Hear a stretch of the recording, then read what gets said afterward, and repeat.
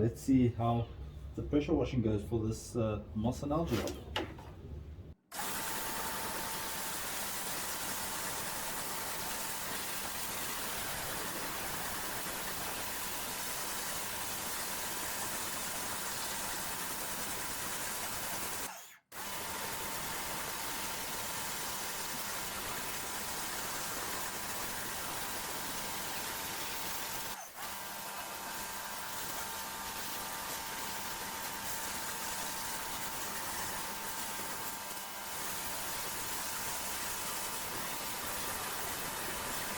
Wow, would you look at that? I mean, the difference is clear. It's like day and night between where the algae is still and the moss is still on the paving. Look at that.